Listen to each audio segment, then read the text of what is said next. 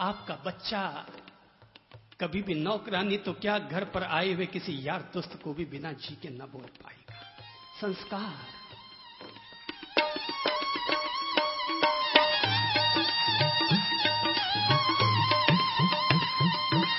इंसान जब तक बच्चा है तब तक समझो सच्चा है।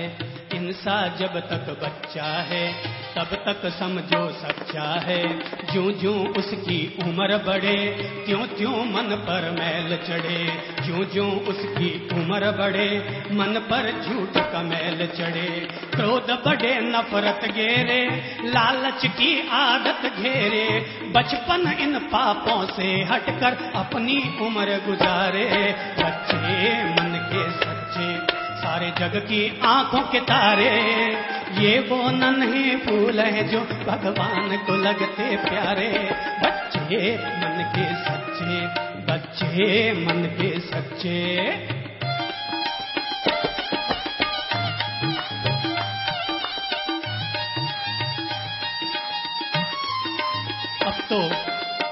अब तो आजकल मेरी समझ से जो धर्म हो जाना चाहिए, मेरे भाई बहनों, लोग आजकल सारा पैसा मंदिरों पर खर्च कर रहे हैं, सारा पैसा स्थानों को बनाने में खर्च कर रहे हैं। अरे प्रभु, लोगों को सद्बुद्धि दो कि वो केवल तुम्हारे नाम के मंदिर न बनाते रहें, केवल तुम्हारी ही छवि के मंदिर न बनाते रहें, वरन तुम जो धरती पर ये बालकों को पैदा कर रहे हो, इन बालकों को नव निर्माण करने के मंदिर भी धरती पर बने। अब समाजों में मंदिरों की जरूरत कम है। राम जी के घर में पैदा होने वाले लव कुश को पढ़ाने के मंदिरों की जरूरत कहीं ज्यादा है। अब शायद स्थानकों की जरूरत कम है, लेकिन उससे कहीं ज्यादा आपके हर घर में जो महावीर पैदा हो रहे हैं, महावीर हर कोख से अवतार ले रहे हैं, उन महावीरों को, उनके चरित्र को, उनके व्यक्तित्व को, उनकी पर्सनैलिटी को, उसको बनाने के लिए उच्च विद्यालयों और संस्कार देने वाले विद्यालयों को बनाने की जरूरत कहीं ज्यादा है। इसीलिए तो सरस्वती महापूजन करवाया था, ताकि लोगों के भीतर जो बुद्धि है वो बुद्धि सद्बुद्धि बन सके। इसीलिए सरस्वती महापूजन करवाया था। शिक्षा के लिए हम लोग आगे आए, बच्चों के निर्माण के लिए हम लोग आगे आए, और इसीलिए सरस्वती महापूजन में आप लोगों ने जो भी धन थालियों में चढ़ा दिया, पूजा में चढ़ा दिया, सरस्वती माता के चरणों में चढ़ा दिया, वो सारा धन हम लोगों ने ये निर्णय ले लिया कि वो सारा धन गरीब और जरूरतमंद बच्चों की छात्रवृत्ति के लिए, उनको आगे बढ़ाने के लिए अपनी ओर से समर्पित करवा देंगे।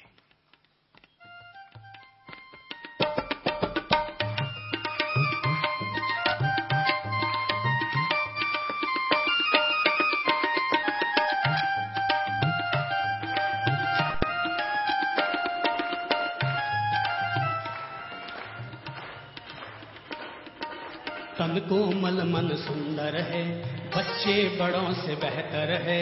तन कोमल मन सुंदर है, बच्चे बड़ों से बेहतर है। इनमें छूत और छात नहीं, इनमें जात और पात नहीं। इनमें छूत और छात नहीं, इनमें जात और पात नहीं। भाषा की तकरार नहीं, जय हो। भाषा की तकरार नहीं, मजहब की दीवार नहीं। इनकी नजरों में एक है मंदिर मस्जिद गुरुद्वारे। बच्चे मन के सच्चे, सारे जग की आंखों के तारे। ये वो नन्हे फूल हैं जो भगवान को लगते प्यारे। बच्चे मन के सच्चे, बच्चे मन के सच्चे, बच्चे मन के सच्चे। बालक तो भगवान के रूप हैं। जब तक बच्चा बच्चा है तब तक समझो अच्छा है। ज्यों ज्यों उसकी उम्र बढ़े त्यों त्यों मन पर मैल चढ़े। सोचो, हम लोग समाज में पैदा होते हैं, पर समाज में आकर क्या सीखते हैं? समाज में आकर के हमारा नव निर्माण होता है, या समाज में आकर के हम लोग और कहीं कोई दोष अपने जीवन में अख्तियार कर लेते हैं? आओ अपने अपने बच्चों को ठीक करते हैं। अपने अपने बच्चे की अंगुली पकड़िए, याद कीजिए अपने अपने बच्चे, चाहे वो बड़े हों चाहे वो छोटे हों, बच्चे की अंगुली पकड़िए, क्योंकि बच्चा कितना भी बड़ा हो जाए बाप के आगे तो बच्चा ही रहता है। भले ही बच्चा 40 साल का क्यों ना हो जाए, पर मां के आगे तो बच्चा बच्चा ही कहलाता है। हो सकता है दुनिया के आगे, अरे हो सकता है दुनिया के आगे आप नवीन जी कहलाते होंगे, पर मां के लिए तो नवीनिया ही कहलाएंगे।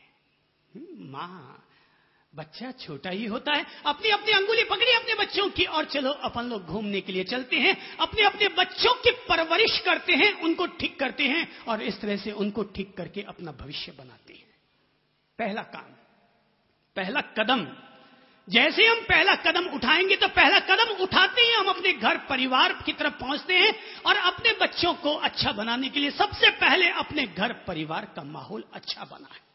सबसे पहले अपने घर परिवार का माहौल अच्छा बनाएं। रेस्पेक्ट के साथ बोलिए, विद रेस्पेक्ट, जी लगाकर बोलिए। आप बोलिए, कभी किसी को तुम कहने की अगर आदत है हटा दीजिए। चाहे छोटी बहन है तब भी तुम मत बोलो। मेरे भाइयों, बहन को भी भले ही छोटी है, आप कहने की आदत डाल के देखो। नई आदत डालोगे, थोड़ा सा अटपटा लगेगा, लेकिन 7 दिन के बाद जब आप किन्हीं 10 लोगों के बीच बैठे रहेंगे और वहां अपने छोटे भाई और छोटी बहन को भी जब आप कहकर के आप संबोधित करेंगे, लोग चौंक जाएंगे, अरे वाह यार, ये आदमी है या क्या है, अपने छोटे भाई को भी आप कह के बोलता है। तब आपकी पर्सनैलिटी, आपके व्यक्तित्व और आपके संस्कार का प्रभाव 10 लोगों पर पड़ेगा। जब आपकी जबान आदरपूर्ण हो जाएगी, रेस्पेक्ट के साथ हो जाएगी। अरे बाहें तानने में कितना टाइम लगता है, 1 मिनट में अपन बाहें तान सकते हैं। अरे बाहें आप क्या, सड़क पर चलता हुआ सांड भी किसी को सींग मार सकता है। आप मार बैठे को खास बात थोड़ी है। सड़क पर चलता हुआ सांड भी किसी को फट से सींग मार सकता है। हम भी सींग मार बैठे तो फिर तो हो गई बात।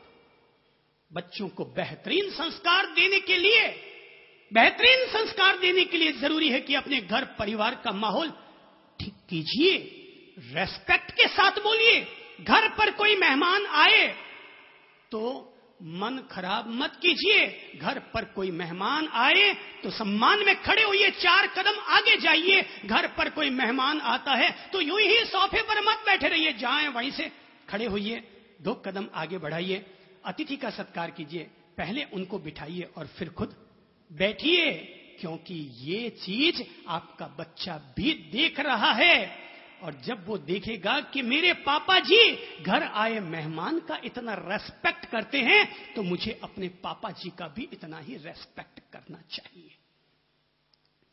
घर से जब कोई मेहमान जाए तो ऐसे ही मत जाने दीजिए। घर से कोई मेहमान जाए तो पहले उनको खाना भी खिलाइए, फिर खाइए। घर से मेहमान बाहर जाए तो पहले उनको घर के दरवाजे तक पहुंचाने के लिए जरूर जाइए, क्योंकि आपका बच्चा आपके कहे हुए पर कान टेरे या न टेरे, पर जो आप करते हैं उसको अपनी जिंदगी से जरूर लागू किया करता है। बच्चों पर कोरे उपदेश का प्रभाव नहीं पड़ता, बच्चों पर वो प्रभाव पड़ता है जो हम घर वाले अपने जीवन में जिया करते हैं। रेस्पेक्ट दो, अपने परिवार का माहौल ठीक करो।